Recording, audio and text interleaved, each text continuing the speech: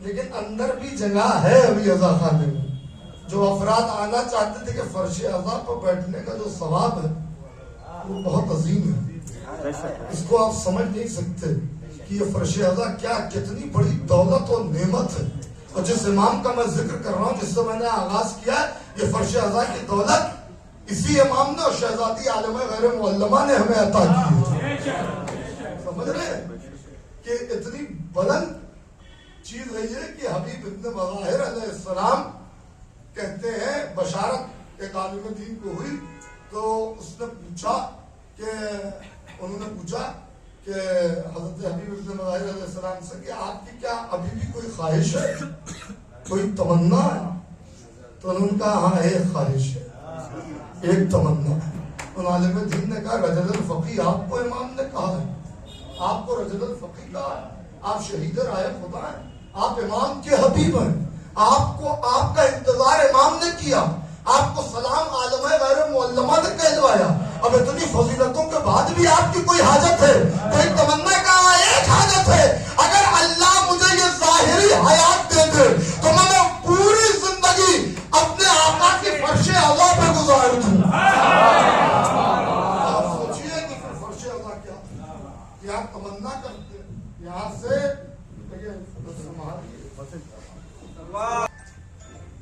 زین العابدین لقب سید الساجدین. موضوع امامت و ولایت اتنا وسیع موضوع ہے کہ کئی اشرے درکار ہے. میں چاہتا ہوں کچھ جملے امام کے حوالے سے آپ کے سماعتوں کا ہدیہ کروں. امام ساجد نہیں، امام سجاد ہے. سید الساجدین کو سجاد کہتے ہیں، ساجد نہیں. ساجد اور ہے، سجاد اور ہے. سجاد ساجد کی اس میں تفضیل سپرلیٹو ڈگری، جیسے انگلش میں ہوتا ہے نا گڈ بیٹر بیسٹ، تو سپرلیٹو ڈگری اس میں تفضیل. سجاد امام ساجد نہیں ہے، جو پست ہو کے سجدہ کرے اسے ساجد کہتے ہیں، اور جو علی ہو کے سجدہ کرے اسے سجاد.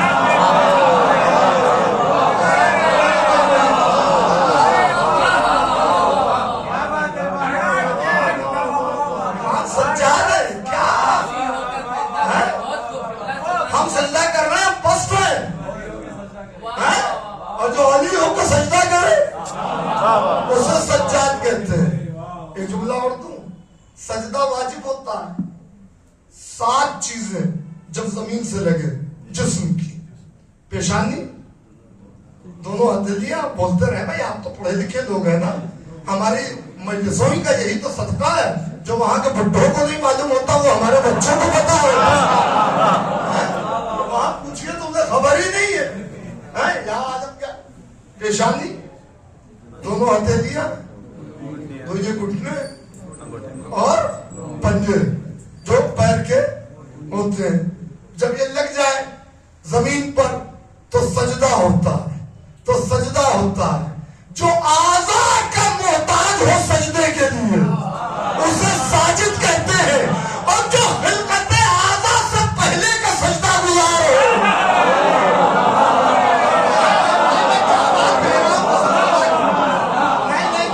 دیکھیے مجھے معاف کیجیے گا، میں چاہتا ہوں کچھ معیار اس طریقے کا بھی بن جائے، اور میں بناؤں گا انشاءاللہ مولا کے ذکر کے صدقے میں، کہ منظر کیا ہے کہ جو خلقت اعضاء کے پہلے کا سجدہ گزار ہو. نہیں غور کیا آپ نے بھائی؟ جسم کو ان کو کہا، جسم کو لے کے یہ دنیا میں آئے ہماری ہدایت کے لیے، مگر عالم انوار میں جب اللہ نے انہیں اپنے نور سے صادر کیا تو اس وقت انہوں نے اللہ کا سجدہ کیا. جب نہ جسم ہے نہ اعضاء ہے،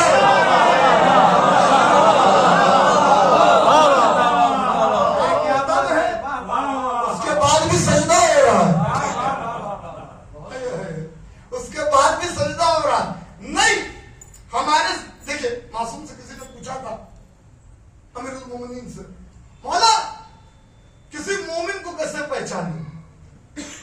جانتے مولا کیا کہتے ہیں؟ مولا کہتے ہیں اس کی نمازوں سے اسے پہچاننے کی کوشش نہ کرنا کہ بہت نمازیں پڑھتا ہے اس لیے مومن ہے. نہیں کہہ رہا استغفر اللہ نعوذ باللہ.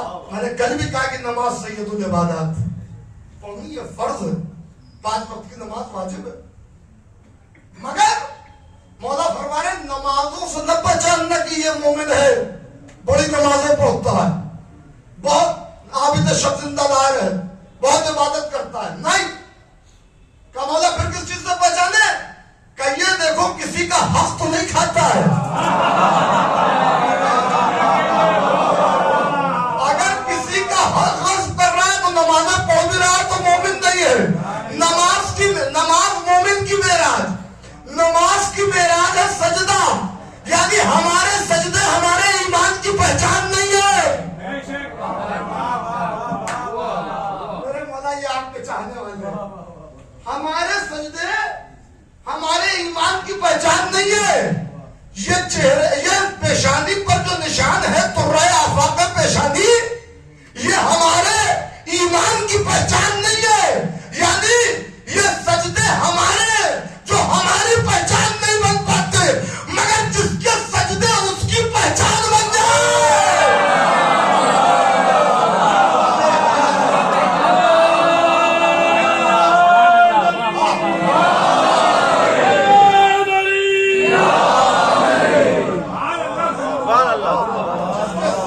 معبود کی پہچان بن جائے.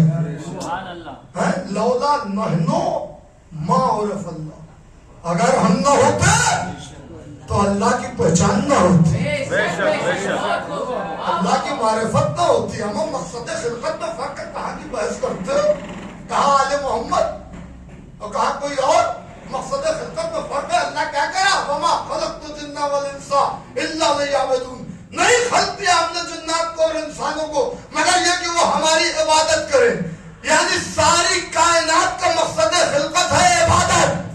آل محمد کا مقصد خلقت کیا ہے؟ کنت کنزا مخفیا فحمدت الغرف فخلقت الخلق, میں چھپا ہوا نہ تھا, میں نے چاہا کہ میں پہچانا جاؤں. یعنی کائنات اللہ کی عبادت کے لیے خلق ہوئی, اہل بیت اللہ کی معرفت کے لیے بھی دیا گیا ہے. جب مقصد خلقت میں فرق ہے تو جبلت میں فرق, طینت میں فرق, انداز میں فرق, ہر چیز میں فرق ہو.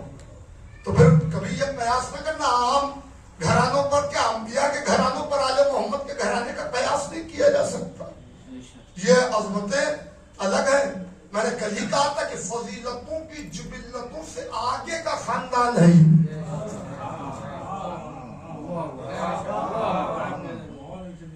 بہت اچھا ہو, بہت اچھے طریقے سے آپ اردو سنتے ہیں, قسم خدا. میں کہتا نمبر فضیلتوں کی جبلت سے آگے کا خاندان ہے.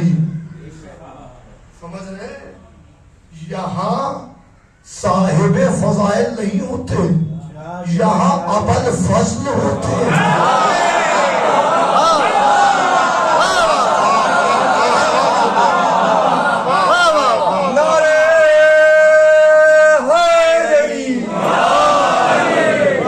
حضرت ابوالفضل عباس علیہ السلام بلند صلوات.